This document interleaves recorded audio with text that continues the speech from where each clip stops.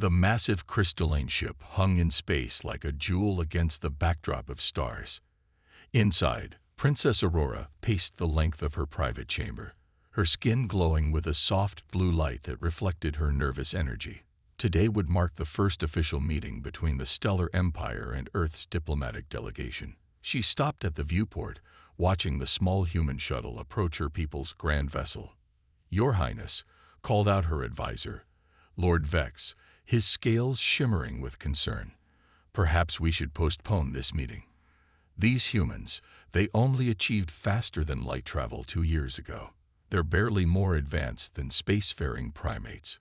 Aurora's skin flickered with annoyance, shifting to a deeper purple. "The Council has already accepted their petition, Lord Vex. We cannot go back on our word now." She straightened her ceremonial robes, which rippled with patterns of light matching her bioluminescent skin.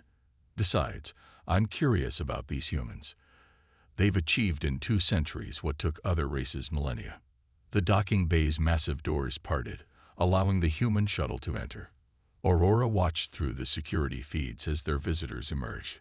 Unlike the various tentacled, scaled, or crystalline beings that usually walk these halls, the humans looked strikingly simple in their appearance.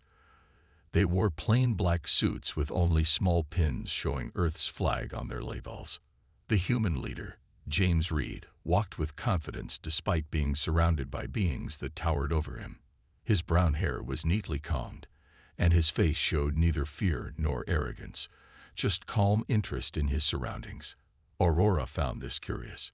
Most species were either intimidated or tried too hard to prove themselves when first boarding the Imperial flagship. "They don't even wear environmental suits," Lord Vex muttered.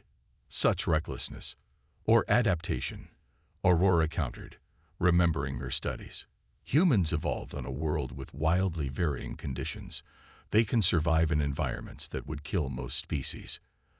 The reception hall had been prepared according to all proper protocols.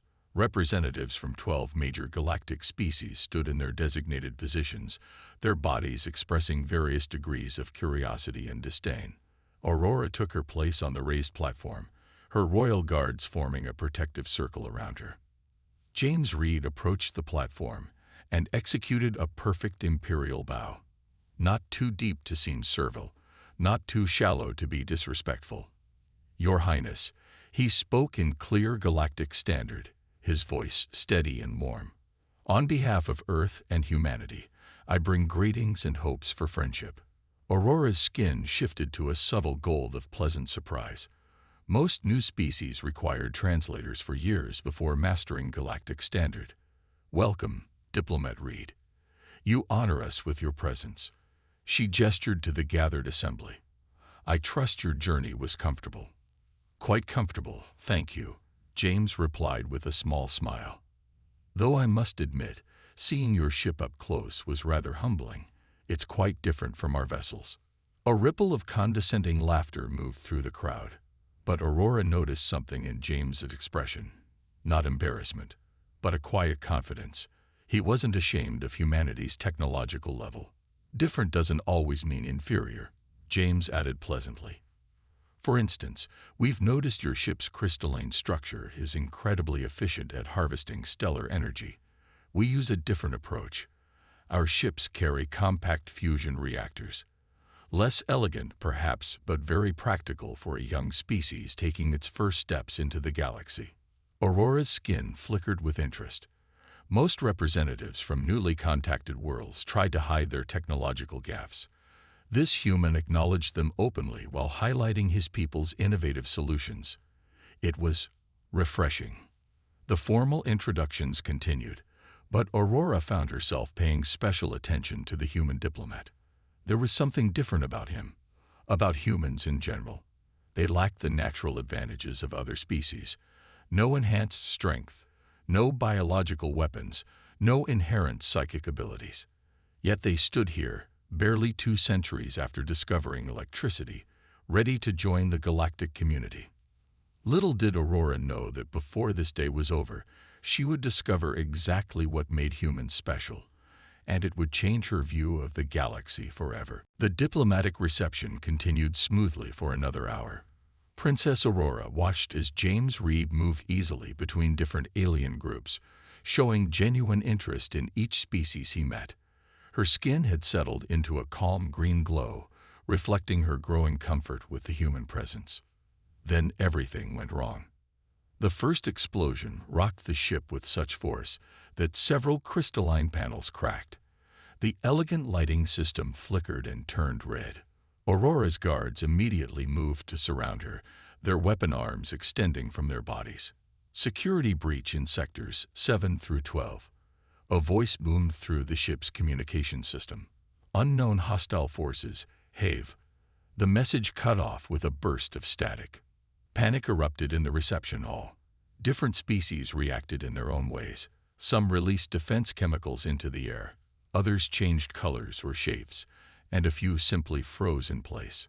Through the chaos, Aurora noticed James Reed standing perfectly still, his eyes scanning the room with remarkable focus. "Your Highness," he called out, his voice cutting through the noise. "Those explosions weren't random. They've cut off all escape routes from this section." Lord Vex's scales rattled with fear. "Impossible. Our security systems are the best in the galaxy." A second series of explosions shook the ship. This time, James moved with surprising speed. He rushed toward Aurora's platform, ignoring the warning hisses from her guards. "The attackers knew exactly where to hit," he said urgently. "This is a coordinated strike. We need to move now." Before Aurora could respond, the massive doors to the reception hall slid open. Figures in dark armor rushed in, carrying weapons that pulsed with deadly energy. Aurora recognized their armor design. They were Blood Sun separatists, a violent faction that opposed the Empire's peace treaties. "Nobody move," the lead attacker shouted. "The princess comes with us, or everyone dies." The royal guards raised their weapons, but the separatists had the advantage of position. Energy bolts filled the air, forcing everyone to take cover. Aurora felt strong hands pulling her down just as a blast passed through the space where she had been standing. To her surprise, it was James who had pulled her to safety.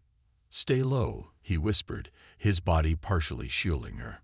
"Your skin, can you dim its glow?" Aurora concentrated, and her natural bioluminescence faded to almost nothing. She noticed James had already removed his black jacket and was wrapping it around her shoulders, further hiding her distinctive glow. "Your guards are brave," he said quietly, "but they're fighting the wrong battle. Look at the attackers' formation. They're not trying to kill anyone. They're herding people toward the east exit." Aurora watched carefully and realized he was right. The separatists were pushing the crowd in a specific direction, using fear more than force. "They want hostages," she whispered back. "Exactly." James's eyes narrowed as he studied the room. "Your Highness, I know the standard protocol probably says to evacuate you immediately, but I think that's exactly what they're expecting. They'll have forces waiting at all the obvious escape routes." Another explosion rocked the ship, closer this time. Through the broken panels in the ceiling, Aurora could see emergency force fields struggling to maintain the ship's atmosphere. Most of the other diplomats had already fled the room, guided by their fear. Only a few remained, including James's small human team, who had taken strategic positions around the room. "I have a different suggestion," James continued, pulling out a small device from his pocket. "This is an Earth radio, completely separate from your ship's communications. My team is still in contact. If you trust me, I think I know a way to turn this situation around." Aurora looked at the human diplomat, seeing the calm determination in his eyes. In just minutes, he had shown more strategic thinking than most of her experienced advisors. Her skin flickered briefly with decided purple. "What's your plan, Diplomat Reed?" James smiled slightly, showing no fear despite the chaos around them. "First, we need to understand exactly what they're after. In my experience, terrorists this well-organized always have a bigger goal than just capturing a princess." James led Princess Aurora through a maintenance tunnel, their footsteps echoing softly against the crystalline walls. Her skin glowed just bright enough to light their way, while his jacket still draped around her shoulders helped conceal her presence from anyone looking down from the main corridors. "How did you know about these service passages?" Aurora whispered, her voice tinged with curiosity. "First thing I studied when I got the ship's public layout," James replied, checking his small radio device. "On Earth, we learned the hard way that official routes aren't always the safest. Here, stop for a moment." They paused at a junction where several tunnels met. James pulled out a small tablet, showing a rough map he'd drawn. 3 of his team members checked in through the radio, reporting from different parts of the ship. Aurora listened with growing surprise as they described the attackers' movements. "Notice anything strange about their pattern?" James asked, marking positions on his map. Aurora studied the marks, her skin flickering with concentration. "There, avoiding the lower engineering decks completely." "Exactly." James nodded. "And look at this." He pulled a small sensor from his pocket. "Basic human technology, but effective. The air composition has changed in the last 20 minutes. There's something new in it, but it's not affecting us." Aurora's glow shifted to alarmed yellow. "A biological weapon. But our sensors would have." "Your advanced sensors are looking for advanced weapons," James interrupted gently. "This is crude by your standards, but sometimes crude is harder to detect." He thought for a moment, his face serious. "In Earth's history, we had something called the Trojan horse, enemies hiding inside a seemingly harmless gift. I think these terrorists are using a similar strategy." A distant explosion shook the tunnel, sending crystalline dust floating around them. Through a small gap in the wall, they could see aliens in the main corridor above, starting to show signs of distress. Moving slower, some struggling to maintain their forms. "The weapon isn't meant to kill," James said, watching carefully. "Look at the symptoms. It's designed to incapacitate specific species. Humans aren't affected because our biology is too different. And you." He looked at Aurora with sudden understanding. "Your royal bloodline has enhanced immune systems, doesn't it?" Aurora's skin pulsed with surprise. "How did you know?" "You're not showing any symptoms either. Plus, it's a common pattern in Earth's royal families, selective breeding for disease resistance." He checked his radio again. "The terrorists knew this would affect most of the ship's crew, but not you. They want you alive and able to move." A voice crackled through James's radio. One of his team members reporting that the terrorists were gathering affected crew members in the main cargo bay. James's face grew grimmer. "Now I understand their real plan," he said quietly. "This isn't just about capturing you. They're creating a crisis that only they can solve. Once enough crew members are sick, they'll offer the cure in exchange for political demands." Aurora's skin darkened with anger. "We don't negotiate with terrorists." "No," James agreed, "but what choice would you have if thousands of lives were at stake?" He paused, thinking. However, they made one crucial mistake. They didn't expect humans to be immune to their weapon. And they certainly didn't expect us to figure out their plan so quickly. He turned to Aurora, his expression determined. "Your Highness, I have an idea. It's risky, and it goes against all standard diplomatic protocols. But if you're willing to trust a primitive human's judgment, I think we can turn their own strategy against them." Aurora studied the human diplomat. In just a short time, he had shown more insight into the situation than any of her regular advisors would have. Her skin shifted to a deep, resolved blue. "Tell me your plan, James. And please, call me Aurora." James smiled slightly, already pulling up his makeshift map again. "All right, Aurora. First, we need to get to the medical bay. If their weapon is as crude as I think it is, your doctors might already have something that can counter it. They just don't know they're looking for it yet." The medical bay's doors slid open with a hiss, revealing a scene of chaos.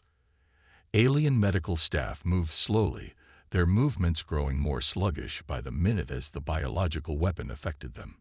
James and Aurora entered quickly, her skin providing the only steady light in the dimmed room.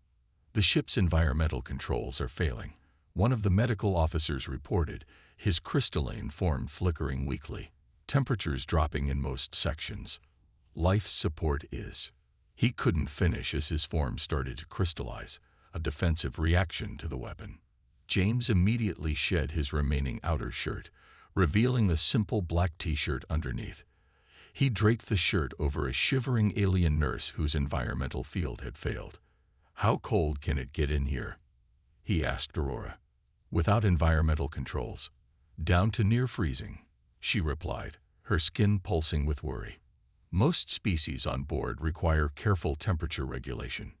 James nodded, already moving through the medical bay with purpose. Humans evolved as persistence hunters on a planet with extreme temperature variations, he explained while gathering supplies. "We can handle both heat and cold better than most species. Right now, that's going to help us save lives." He quickly organized the conscious medical staff, showing them how to create emergency thermal wraps from available materials. His hands moved with practiced efficiency, demonstrating techniques that seemed primitive but effective. "On Earth, we call this survival training," he explained while working. "Every diplomat gets basic emergency response training. Some called it outdated, but situations like this prove why we keep these skills." Aurora watched in amazement as the human diplomat transformed into a survival expert.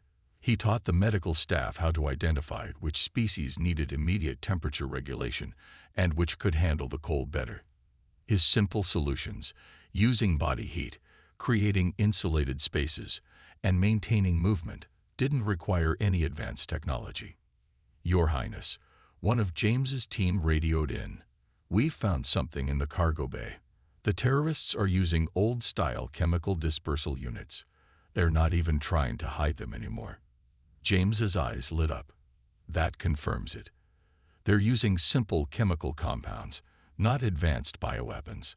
Aurora, does your medical bay have basic filtration systems? Not the advanced ones, but simple chemical filters." Aurora's skin flickered with understanding. "Yes, in the emergency kits. We never use them because our normal systems are far more advanced. But right now, simple might be exactly what we need," James finished. He quickly located the emergency kits, pulling out basic filter masks. "These terrorists expected your advanced medical systems to look for advanced weapons. They didn't plan for anyone to think of using basic solutions." The temperature continued to drop, and more affected crew members were brought into the medical bay. James organized them into groups, using human survival techniques to keep them stable. He showed them how to share body heat effectively, how to minimize energy loss, and how to keep their minds alert despite the cold. "I don't understand," Aurora said, helping him distribute the filter masks. "Your species is considered primitive by galactic standards, yet you're handling this crisis better than our most advanced systems." James smiled while checking on a patient. Humanity learned the hard way that bigger and more advanced isn't always better.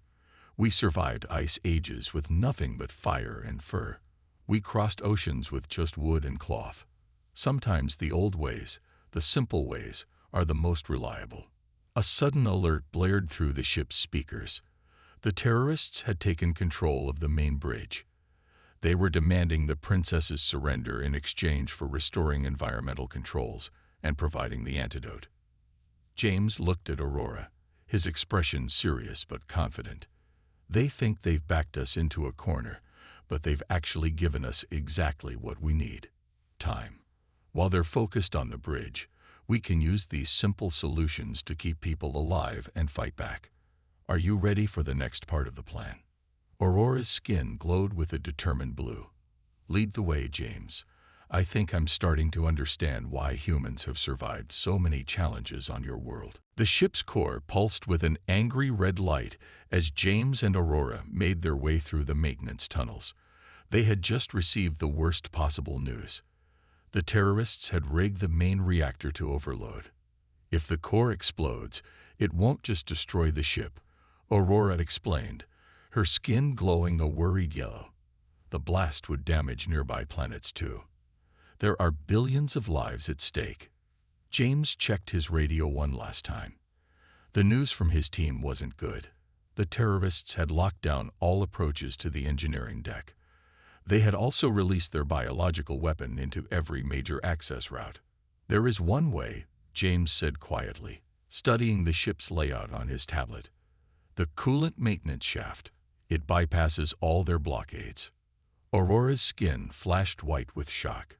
"That's suicide. The radiation levels in there would kill any living being before they reached the core." "Any living being adapted to normal radiation levels," James corrected. "Earth has some of the highest natural background radiation in the known galaxy. Humans have evolved some resistance. I might survive long enough to reach the controls." "Might isn't good enough," Aurora argued, her skin rippling with distress. "I won't let you sacrifice yourself on a chance." James smiled gently. "Your Highness, Aurora, sometimes the only choice we have is to take a chance. On Earth, we have countless stories of people who gave their lives to save others. It's part of who we are." A distant explosion rocked the ship. The terrorists were getting impatient. They had demanded Aurora's surrender in exchange for stopping the core overload, but both she and James knew they couldn't be trusted. "Then I'm coming with you," Aurora declared, her skin shifting to a determined deep blue. "Absolutely not," James protested. "Your people need you. The whole empire needs you. And what kind of ruler would I be if I let others sacrifice themselves while I hide?" Aurora's glow intensified. "My species evolved from light itself. We have our own resistance to certain types of radiation. Together, we might have a better chance than either of us alone." James studied her face, seeing the same determination he felt. He thought about all the stories from Earth's history, tales of unlikely allies standing together against impossible odds. Maybe this was one of those moments. "The shaft will be narrow," he warned, "and hot, and we'll have about 10 minutes before the radiation becomes lethal, even for us." "Then we better not waste time arguing," Aurora replied. She removed his jacket from her shoulders and handed it back. "You'll need this more than I will. The heat doesn't affect me as much." As they prepared to enter the maintenance shaft, James shared his remaining emergency supplies with Aurora. Simple things: water, radiation tablets from Earth, basic medical supplies. The kind of items more advanced species often considered obsolete. "Why do you carry all this?" Aurora asked as she secured the supplies. "Humanity learned to prepare for the worst while hoping for the best," James explained. "We never forgot our roots, even as we reached for the stars. Some called it primitive thinking. I call it practical." The maintenance shaft's entrance loomed before them, steam hissing from its seals. The path to the core would be treacherous, with failing systems and radiation exposure their constant enemies. "Aurora," James said seriously, "if we don't make it, I want you to know that meeting your people, meeting you, has been the greatest honor of my life." Aurora's skin glowed with a soft pink hue he hadn't seen before. "And you, James Reed, have taught me that true advancement isn't measured by technology, but by the heart's capacity for courage and sacrifice." Together, they faced the entrance to the shaft. The fate of billions rested on a human diplomat and an alien princess, armed with nothing but determination and the simple tools that humanity had carried since its earliest days. "Ready?" James asked, his hand on the access panel. Aurora's glow sensed with the rhythm of his heartbeat. "Ready. Let's save my people, together." The maintenance shaft felt like a furnace. James and Aurora crawled through it side by side, her natural glow providing light, while his Earth-trained endurance helped them maintain their pace. The radiation meters on their borrowed equipment clicked faster with each passing minute. 3 levels to go, James panted, checking his tablet's failing screen. "How are you holding up?" "I'm fine," Aurora replied, though her usual bright glow had dimmed slightly. "But I hear movement above us. The terrorists are patrolling the main engineering deck." James nodded, his mind already working on a plan. He pulled out some of the simple items he'd gathered from the medical bay: cleaning solutions, basic chemicals, and some empty containers. time for some old Earth tactics. Sometimes the simplest tricks work best. What are you thinking? Aurora asked, watching him mix the chemicals. Smoke bombs, James explained, working quickly. Not advanced enough to trigger their weapons detectors, but effective enough to cause confusion. My great-grandfather taught me this trick. He was a resistance fighter during Earth's last World War. They reached a junction where the shaft split into 3 paths. James could hear the terrorists above them now, speaking in their harsh language about the core's approaching overload. He checked his radiation meter. They had less than 5 minutes before exposure would become critical. Here's the plan, he whispered to Aurora. Your people built this ship like a perfect crystal, all straight lines and clear paths. But humans learn to fight differently. We use chaos, misdirection, and the environment itself as weapons. He quickly showed Aurora how to create simple but effective distractions using their limited supplies. Together, they set up a series of small smoke releases and sound makers at different points in the ventilation system. James even used the ship's crystalline structure to their advantage, setting up reflections of Aurora's bioluminescence to create false signals of movement.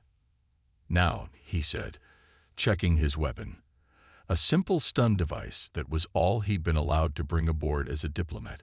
When I give the signal, will trigger everything at once. The terrorists will think they're being attacked from multiple directions. Aurora's skin flickered with understanding. A primitive solution. But sometimes primitive is exactly what you need, James finished. Advanced armies expect advanced attacks. They don't prepare for someone using maintenance chemicals and light tricks. When everything was ready, James gave the signal.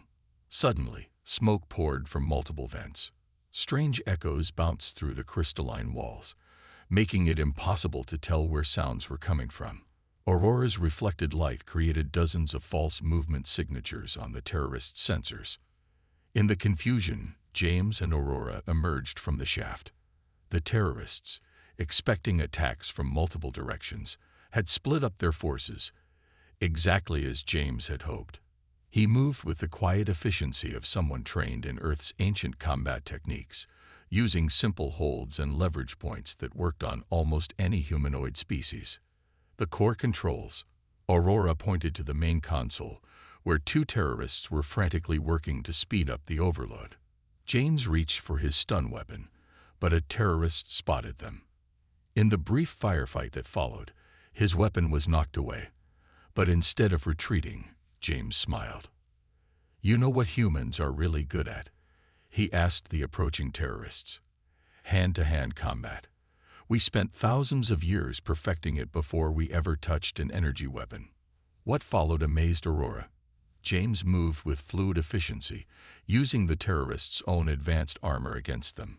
He turned their weight and momentum into disadvantages, employing what he later called basic judo throws. Within moments, both terrorists were down. The controls, James called out, already working to contain the overload. Aurora, I need your light. These crystals respond to specific frequencies, right? Aurora rushed to his side, her skin glowing with precise patterns. Together, human intuition and alien technology worked to save the ship, even as more terrorists converged on their position. 1 week after the terrorist attack, the Great Hall of the Stellar Empire's capital world sparkled with light from 1,000 different species. Princess Aurora stood on the central platform, her skin glowing with formal royal patterns as she addressed the Galactic Council. Members of the Council, she began, her voice carrying through the vast chamber. We gather today not just to celebrate our survival, but to recognize that our greatest strength lies in understanding that advancement comes in many forms. James sat in the front row, now wearing a formal Earth diplomatic uniform. The radiation burns on his hands were still healing. Human resistance had its limits, but the doctors said he would make a full recovery. Around him sat representatives from hundreds of worlds, many of whom had called humans primitive just days ago. The attack on our flagship taught us an invaluable lesson, Aurora continued. While we pursued ever more advanced technology, We forgot the importance of simple solutions. While we relied on complex systems, we overlooked basic principles. And while we judged species by their technological advancement, we failed to see their true strength. She gestured to James, asking him to join her on the platform. He walked up steadily, though she could tell he was still sore from their ordeal. The medical staff had been amazed that either of them survived the radiation exposure in the maintenance shaft. Diplomat James Reed, representing Earth, demonstrated that true advancement isn't just about technology. His knowledge of basic chemical reactions helped counter a biological weapon our advanced systems couldn't detect. His understanding of simple tactical principles overcame enemies with superior technology. His species' natural adaptability and survival skills saved countless lives when our environmental systems failed. The council members murmured among themselves. Many had reviewed the full reports of how a human diplomat had used what they considered primitive techniques to save the Empire's flagship. But most importantly, Aurora's skin shifted to a warm, respectful gold. He showed us the one advancement that matters most: the capacity to sacrifice oneself for others. When faced with lethal radiation, he was willing to give his life not just for his own species, but for beings he had just met. She turned to face James directly. The Stellar Empire has existed for 10,000 years. In all that time, we have given our highest honor, the Star of Unity, to only 12 individuals. Today, James Reed becomes the 13th, and the first human to receive this recognition. The medal she placed around his neck was a crystal that seemed to contain a living star. It pulsed in sync with his heartbeat, a permanent reminder of his service to the Empire. "Your Highness," James said, his voice humble but clear, "I accept this honor not for myself, but as a representative of humanity. We may be new to the stars, but we bring with us lessons learned through millennia of survival, adaptation, and most importantly, working together." Aurora's skin flickered briefly with a personal warmth before returning to its formal patterns. The Stellar Empire hereby recognizes Earth not just as a member world, but as a full partner in galactic affairs. Your primitive knowledge will help us build a better future, one that combines the best of both advanced technology and fundamental wisdom. As the council chamber erupted in applause, Aurora leaned closer to James. "My personal shuttle leaves for the Earth sector next week," she said quietly. "I believe it's time for the Empire to establish a permanent diplomatic presence there. Would you be willing to continue serving as our primary contact?" James smiled, remembering their journey through the maintenance shaft, where titles and technology had meant nothing compared to trust and courage. "It would be my honor, Aurora." The Star of Unity glowed between them, symbolizing not just the bond between their species, but a new understanding in the galaxy, that true advancement comes in many forms, and sometimes the oldest wisdom lights the way to the future.